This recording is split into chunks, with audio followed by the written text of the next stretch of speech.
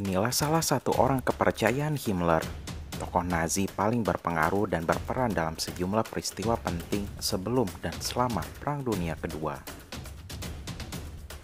Mari kita bahas si penjagal dari Praha bernama Reinhard Heydrich ini. Simak terus. Reinhard Eugen Tristan Heydrich lahir di Saale pada tahun 1904. Dirinya sempat menjadi prajurit Angkatan Laut Jerman, namun dikeluarkan karena melanggar aturan. Karena istrinya punya koneksi bagus dengan anggota SS, ia diperkenalkan pada Himmler dan Heydrich pun direkrut. Karirnya yang melesat cepat pun dimulai.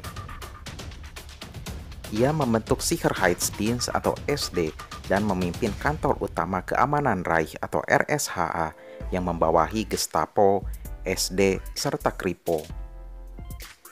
Heydrich menjadi wakil Himmler di SS yang paling dipercaya sekaligus diandalkan. Sejumlah eksekusi juga pernah ia rencanakan dan lakukan, seperti pada Ernst Röhm dan anggota SA lainnya pada tahun 1934, persekusi kaum Yahudi pada peristiwa Kristallnacht tahun 1938. Dan ia juga turut serta merencanakan tipu daya seolah-olah Polandia menyerang Jerman terlebih dahulu sebagai pembenaran invasi Jerman ke Polandia pada tahun 1939. Ia juga sebenarnya seorang pilot Luftwaffe dan beberapa kali bertempur di front timur. Namun Hitler memanggilnya pulang karena tugasnya di SS dinilai lebih krusial. Nama Heydrich juga makin melambung ketika ia memimpin secara langsung konferensi Wannsee pada 20 Januari 1942.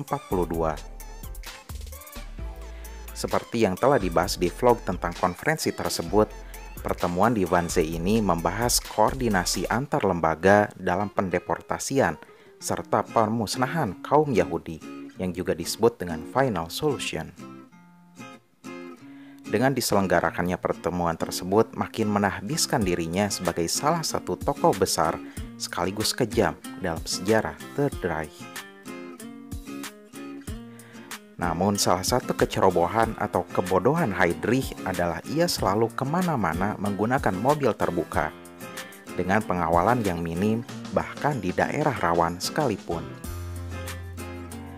Pada 27 Mei 1942, gerilyawan Cekoslovakia yang dilatih oleh Inggris, Jan Kubis dan Josef Gabčík menyerang mobil Heydrich dan meledakkan bagian belakangnya. Heydrich yang terluka berat segera dibawa ke rumah sakit.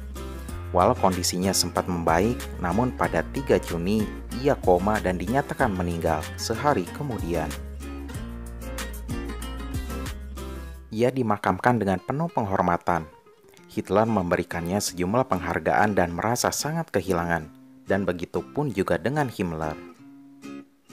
Bagaimana tidak, Heydrich terlibat dalam banyak peristiwa-peristiwa penting, mulai dari mengeksekusi elit SA, peristiwa Kristallnacht, membantu Jerman menyelenggarakan Olimpiade 1936, menskenariokan seolah-olah Polandia yang memulai serangan pada Jerman yang menyulut Perang Dunia Kedua, serta memimpin konferensi di Wannsee. Menariknya, Heydrich juga secara tidak langsung berperan dalam dieksekusinya 3 dari 5 marsekal pertama di Uni Soviet. Setelah ia mendapatkan informasi palsu bahwa elit militer Tentara Merah merencanakan sebuah kudeta, ia lantas meneruskan informasi ini pada Stalin.